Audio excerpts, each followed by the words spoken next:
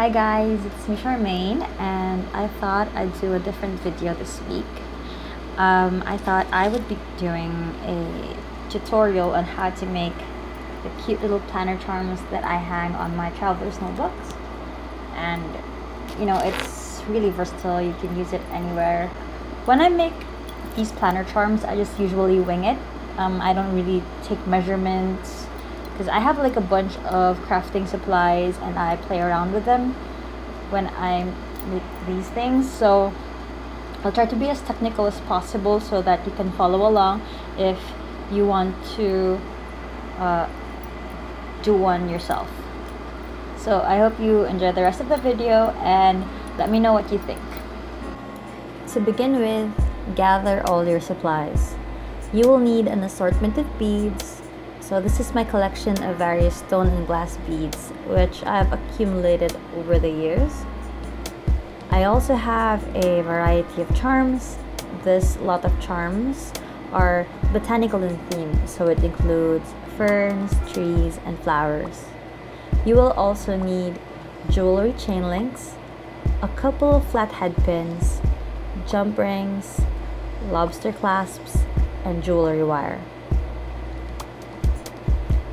As for the tools, it's essential to have a round nose plier and a tool to cut the wire with. In my case, I couldn't find a regular pliers, so I used a nail clipper. Not advisable, but I have this in surplus and it does the job. So I lay out everything in the pattern so you can easily follow along during assembly. I begin with a 10 centimeter chain link. I visually divide it in thirds and mark one point of the division to locate where the lobster clasp goes. For my lot of beads, I choose a big heart stone and put it on the shorter end of the chain link. I then go ahead and pick a charm which goes on the longer end of the chain link.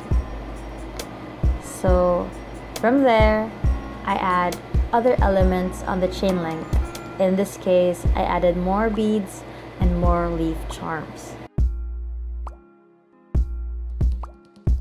I also added in components that you will need to assemble the planner charm with. So I added the flat head pin for the round bead, jump rings for all other elements, and the wire to wrap around the heart-shaped bead. Once satisfied with the setup, it is time to wrap the heart-shaped bead with a wire. First, I slide in the bead halfway through the wire, approximately 20 cm in length. This length may vary depending on the size and shape of the bead you will be using.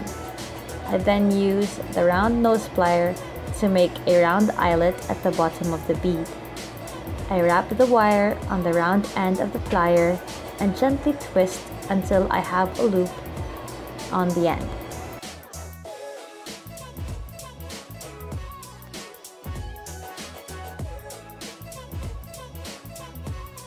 I pull the wire snugly from the other end, and then using the previous method mentioned, I create another eyelet on the other end of the bead.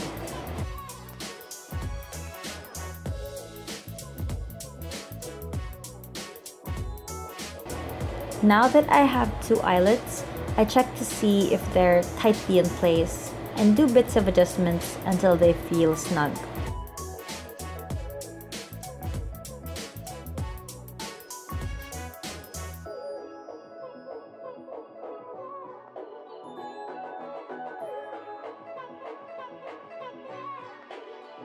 Here comes the fun part. Using the remaining lengths of the wire, I wrap it randomly around the bead, making sure each round and bend tightly embraces the bead. When I have at least 3 to 5 cm of wrapping wire left, I wrap it around the eyelet like so. I then hide the end of the wire into the bead to ensure it doesn't get undone. I use the exact same method with the other length as well.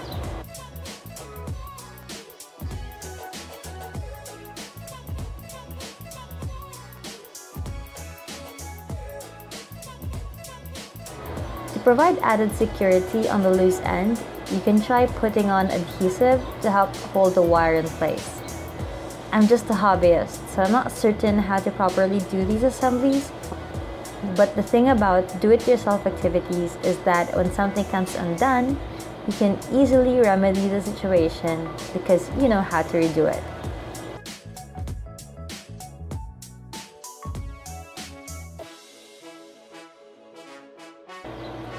So I just keep on adjusting and securing bits and parts of the wire wrap until I'm fully satisfied with the snugness of the wire. So I usually begin with the lobster clasps. Using a jump ring, I attach the lobster clasp onto the 1/3 mark. I then attach the main elements on the chain link first. So I begin with the heart bead and then the main charm on the other end. The round bead needs an eyelet as well, so I slide in the flat head pin into the bead and create an eyelet using the round nose plier.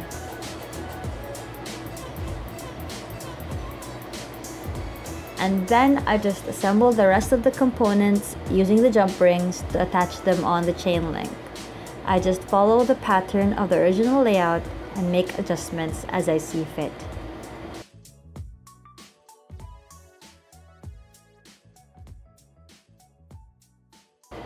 So again, I'm just self-taught in this area, so there can be better